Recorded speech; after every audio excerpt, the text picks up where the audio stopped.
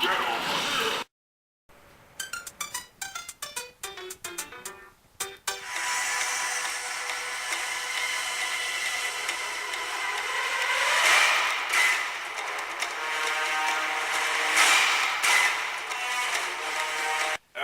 are you ready for this? It's time to review my all-time favorite fighting game series of all time. Now, I know there are millions and billions of Mortal Kombat games. I mean, there's so many to choose from. It's like, which one to choose? Well, I'm going to choose the one that I think is the most unique. That sticks out like a sore thumb, but not a bad sore thumb. I don't mean this in a negative way, but yeah, sticks out. I'm talking about the one and only Mortal Kombat Armageddon. Nah, I'm just kidding. Mortal Kombat Shaolin Monks. Yeah. You're gonna think, how did that stick out like a sore thumb? Yeah. Now, Shaolin Monks, it's a unique game. It features its own uniqueness that can't be matched in any other Mortal Kombat game.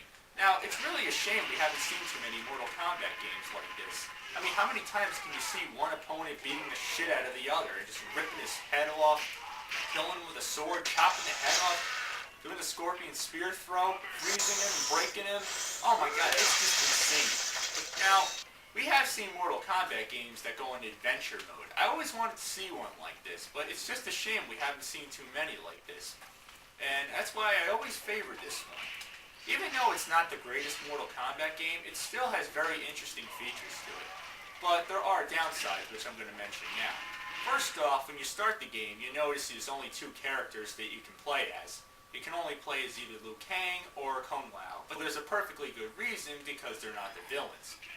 Obviously, most of the characters in this game, I'm surprised to see there's so many villains, like Baraka, Scorpion, Sub-Zero. Actually, Scorpion and Sub-Zero were said are neutral, but Shao Kahn, Kintaro, Goro, Katana, Molina, Jesus Christ, it's like the villains just dominate the world, and it's like you're completely outnumbered.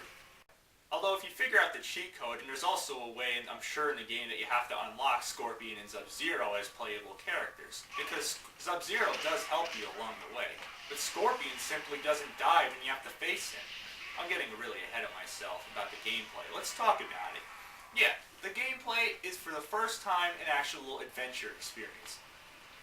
Of course, there's no arcade mode. Actually, I take it back. There actually is a versus mode, but it's not the primary part of the game. It's basically the adventure mode, reduced down to basically a regular fighting arena. It's basically an arcade type game, beating the shit out of your opponent. It's a lot of fun, although it does require a second player. A human player, because of course, there's no Wi-Fi on this. And as you can see, I'm kicking my clone ass.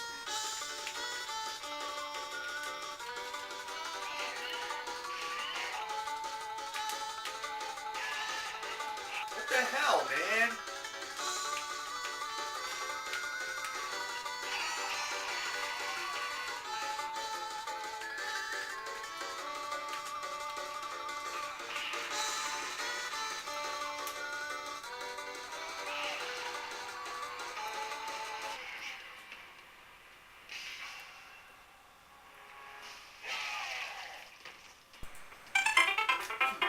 Kick your ass, man. What do you think of that? You know what? You suck, asshole.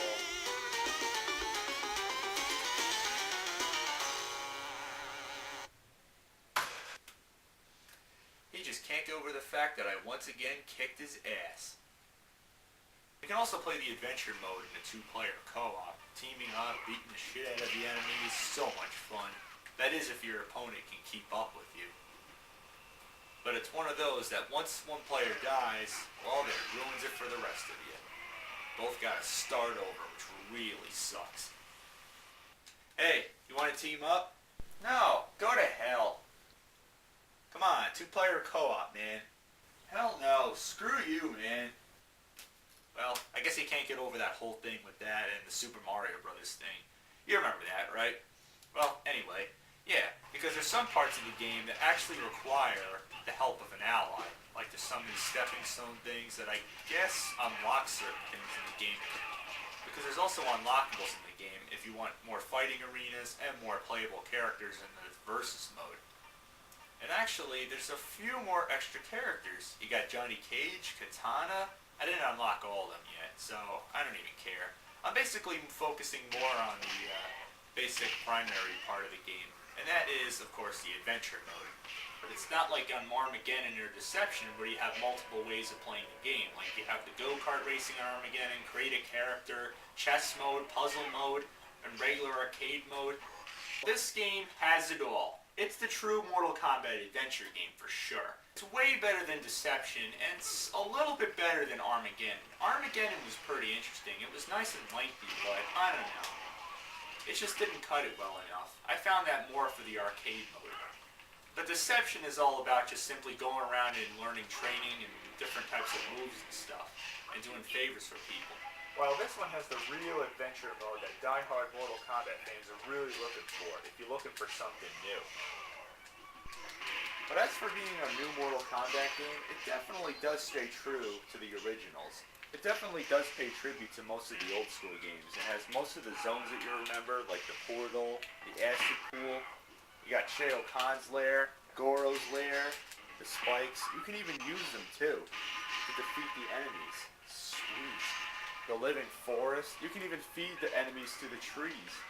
Damn, that's awesome. Yeah, just punch them in the acid pool, punch them in the spikes, the grinders. So awesome. Get over here!